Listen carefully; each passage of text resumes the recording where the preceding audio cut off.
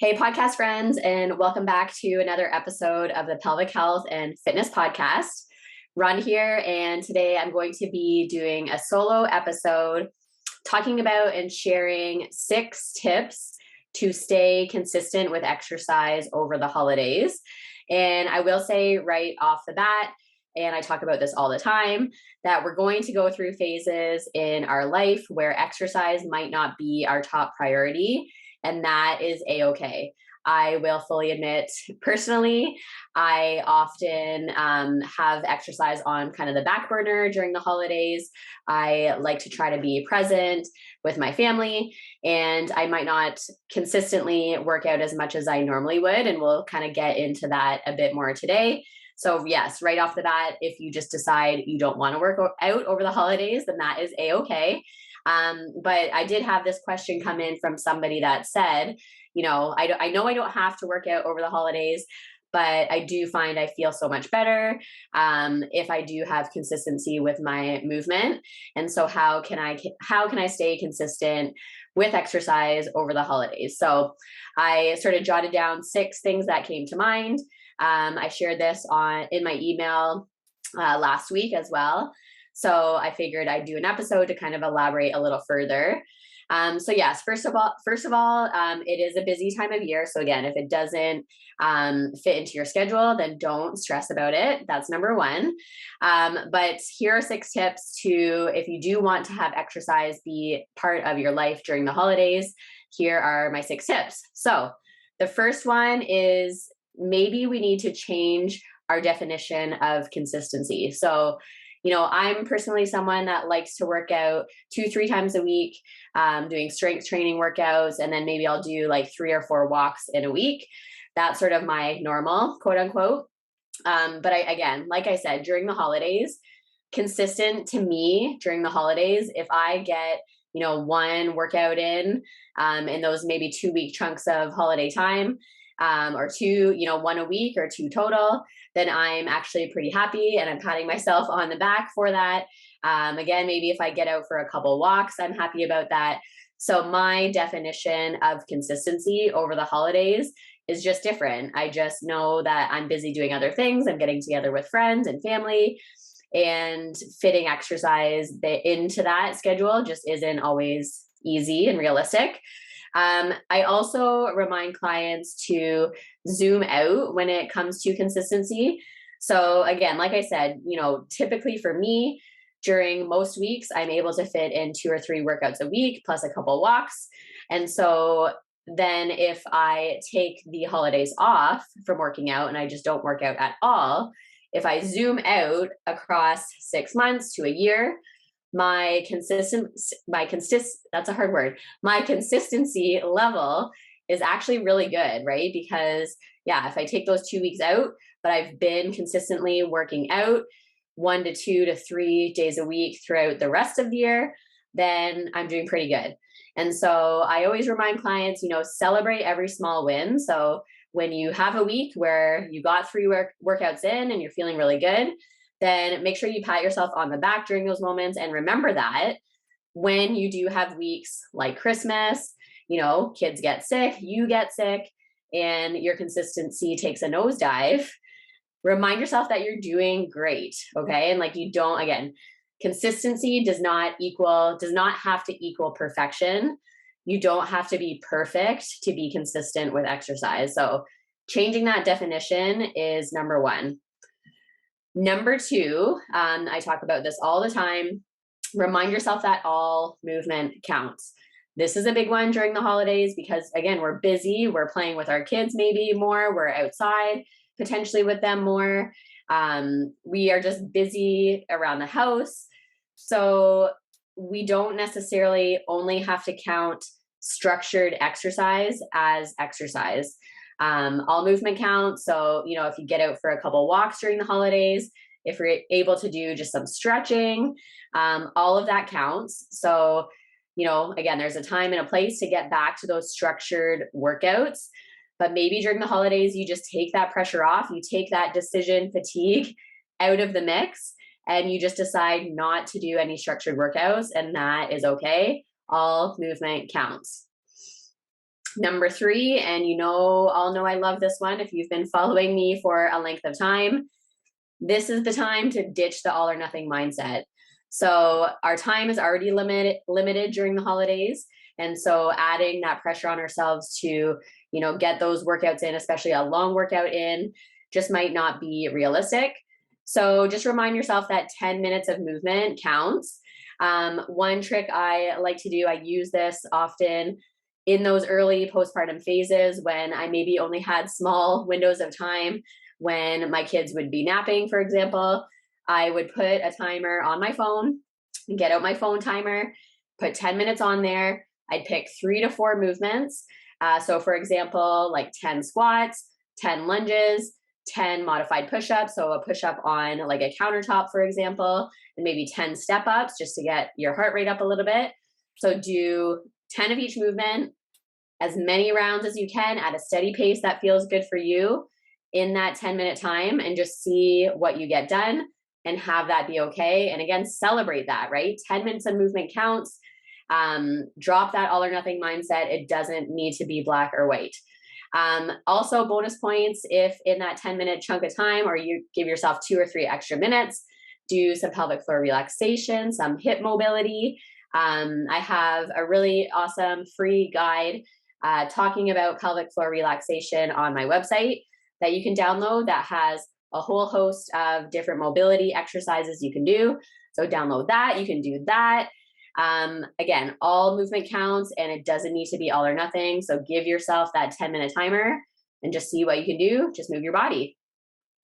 All right, number 4, minimize barriers to getting your workout in. So this is a big one for me. I talk about this all the time as well. Just trying to make sure that you have systems in place to get those workouts done if it is important to you. So a few that really work for me and my clients. Number 1 is to have your workout gear in plain sight.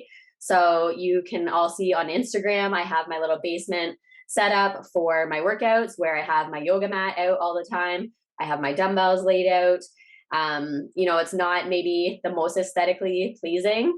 I personally, it's more important for me to get my movement in than it is to have like a beautiful basement all the time. If it has my workout equipment, that's okay for me. So if you have a small space in your house that you can just leave that equipment out as that reminder, like, oh yes, I need to do my workout. And just to take away that barrier, because we all know that feeling of, okay, I'm going to do a workout. I'm like, oh, I have to go find my dumbbells. Where are they? I have to bring them up from the basement. Like that's super annoying. So take that out of the equation and just have them out. Number 2, this is one I learned from Jessie Mundell way back, probably 2 years ago, 3 years ago. Don't change into workout clothes. And this is something, honestly, I still follow to this day. Very rarely do I get changed unless it's the heat of the summer, then I might get changed, but even still, I might not. Just do your workout in whatever you have on. So like, this sweater, after I record this podcast, I'm wearing a sweater right now. I'm going to go do a workout and be okay with being extra sweaty. And, maybe I'll change afterwards, maybe not. I'll just be okay with being sweaty afterwards as well. Just do the workout and whatever you have on. Clients, comment in True Coach all the time that they did their workout in their PJs. And I love that so much. So decrease that barrier. Cause again, just picturing that. So you're sitting on the couch, you're like, okay, I need to get my workout in. Just the thought of like, oh, I have to go all the way upstairs. I have to get changed. I have to put on a sports bra, which is super annoying. And then get my workout in. So sometimes it's enough to be like, oh, I'm just not going to do it. That's too annoying. So do it in whatever you have on. It always counts. And then the last one is, so I tried, especially in those early postpartum times, to get my workouts in when my kids were napping. I preferred that. But it gets to a phase and, I'm not in a phase where my kids nap anymore. So you do go through phases where it's just not possible to get your workouts in when kids are napping. So just get used to the distraction of having kids around and making your workouts happen, even if they're not perfect. This is something I have to do often now. If the kids are sick and I want to get a workout in, they're home and, I just have things ready for them. So I have snacks at the ready, I have their iPads ready, the TV ready, and just get used to letting them know that this is important to mommy. Mommy really appreciates working out to feel good. And so, if you have a question, I can help you after the workout. And I think that's important for our kids to hear that, we're taking care of ourselves. This is important. And yes, your needs matter, but I can get back to you when mommy's done her workout. So that's something I'm still working on. I'm getting so much better at it. And my kids love actually joining in on my workouts now, which again, sometimes can be annoying because you just want to get it done. But just expect that there's going to be interruptions. Expect that you're going to have to break your workout into chunks. In the Strong at Home membership, I purposely do this. I have different sections of the workout so clients can complete the warm up and then maybe come back to the rest of it when they can. It doesn't have to be continuous, and that still counts, right? So don't, again, put this pressure on ourselves for our workouts to have to be perfect to count. If you do, 5 minutes here, 5 minutes, a couple hours later, it all counts and it all matters. So don't stress yourself out about that. So those are just some barriers that we can try to minimize to get our workout in. All right, number 5 is try to have a plan in place. So a large part of trying to stay consistent with exercise is just having no clue what to do. So I will say, I do this for a living. I have programmed workouts for a living as a physiotherapist for like over 10 years now. And in those early postpartum phases, the decision fatigue was real. And just trying to come up with workouts when I already was sleep deprived and had so much on my brain as a new mom, it was paralyzing. So, for a good chunk of time, I just didn't work out because the thought, the idea of trying to come up with exercises was just annoying and I just didn't want to do it. And so personally, the Strong at Home membership came from my personal journey of creating workouts for myself that then I shared with other people, and that grew into what is my Strong at Home membership today. So yes, if you can have some kind of plan in place to just, as soon as you have that moment of free time that you can get a workout in, if you just have something ready for you, honestly, it makes the world of a difference. So a couple things. So free option is if you head to my Instagram page, so at Rhonda Chamberlain PT, I have a highlight. So on the profile, you can see the little highlight bubbles. I have one that's workouts, and it's all the free workouts I have posted over the past, I think, 3 years. So I don't even know how many is up there now, but it would definitely last you through the holidays. There's probably like 30 workouts there, so you won't definitely get through all of them, but check that out. That's a free option. I just released and talked about, I have a PDF called Strong at Home Winter, filled with 6 weeks of workouts you can do at home over the holidays using only dumbbells. So that is for $25. If you check out rhondachamberlainpt.com/Strong at Home Winter, you can check that out. I also have a Strong at Home Summer that I had released back in the summer. Same thing, 6 weeks of workouts, different than the winter ones. So you can purchase both of those on my website for $25. So that's an option too, a nice low cost option to have a plan so you don't have to come up with workouts on your own. Of course, I've mentioned in this episode already, I have my Strong at Home membership. That is a higher cost option, but it would save you from that planning, and it would have that support system from me, that encouragement from me to move your body and feel really good, build some strength, get back some confidence in your body. So my Strong at Home membership is $159 a month as a recurring payment. And I would love to have you if you are interested. So for that, if you go to my website, rhondachamberlainpt.com/Strong at Home membership, you can learn all about it, or you can reach out to me if you have any questions. And then otherwise, free options. Of course, there's lots of free options out in the world. If you have a plan in mind that after dinner, a few times throughout the week over the holidays, you're going to go for a family walk, that would be an awesome thing to plan. Dance parties are a favorite of mine in the house. I mean, me and my girls, maybe not so much Jay, but my girls and I love to have dance parties. So, again, it sounds like you don't need to plan these things, but if a couple days a week, you tell your kids, we're going to have a dance party after dinner, Fridays and Saturdays or something, right? And just have that fun dance party, get your bodies moving. They have fun, you have fun, you get a little sweat. All movement counts. It doesn't need to be all or nothing. So that's a fun little one that you can do for free. Okay, the last tip we have is re-examine your why with exercise. So this is something I talk about all the time. I think it's a big one, and I think it's an important one because I talk about this all the time, that we've been led to believe that the sole and most important purpose of exercise is to, maintain our body size, shrink our body size, look a certain way, fit a certain body type. And a lot of that is in the name of health, quote unquote. We've been led to believe that a healthy body is a thin, lean body. But the more learning and unlearning I do, I fully understand that you can 100% be healthy in a larger body. Our body size is made up of so many different factors. Much of that is our genetics. So if we move our body and we, try to eat relatively healthy, getting a variety of foods, and our body size doesn't change, we don't lose weight, that doesn't mean we haven't gained certain health attributes. So trying to focus less on using exercise as a means to lose weight and shrink our bodies.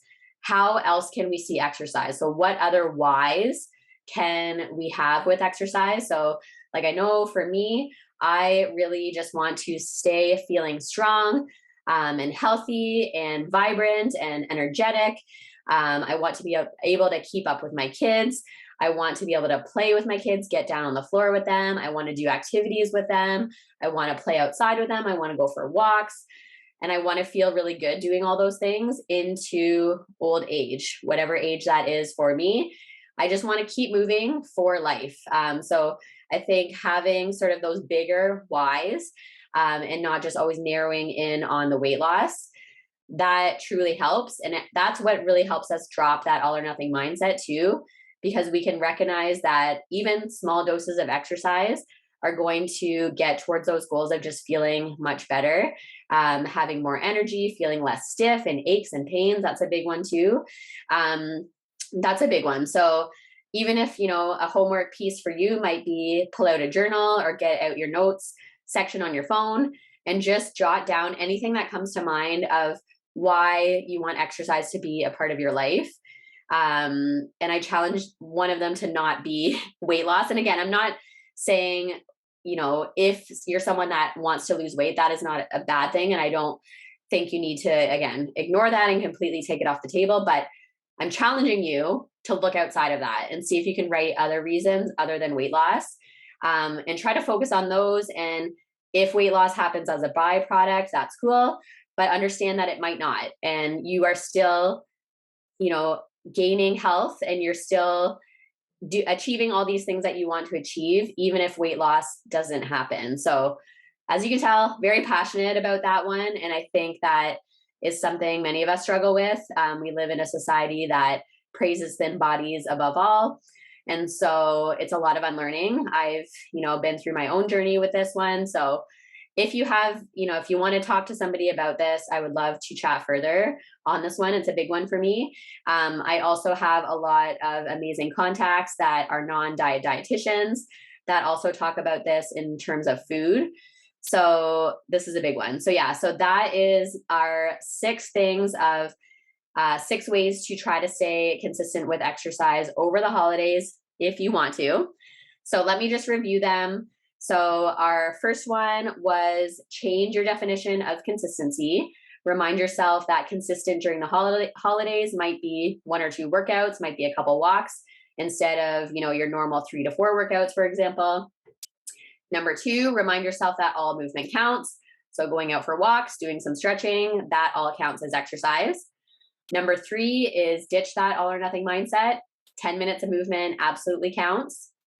Number 4, minimize those barriers. So get rid of anything that's in your way of getting those workouts in. Number 5, have a plan. And I gave you a bunch of options there. And then number 6, re-examining your why. writing down multiple reasons why you want exercise to be a part of your life other than weight loss. All right, so I think that is it. All my notes are checked off. So I love talking about all of these things. So let me know if this episode was helpful for you. I'd love for you to reach out to me on Instagram at Rhonda Chamberlain PT. Yeah, and just let me know if this was helpful. Thanks so much for listening, as always, and I hope you all have a wonderful holiday season.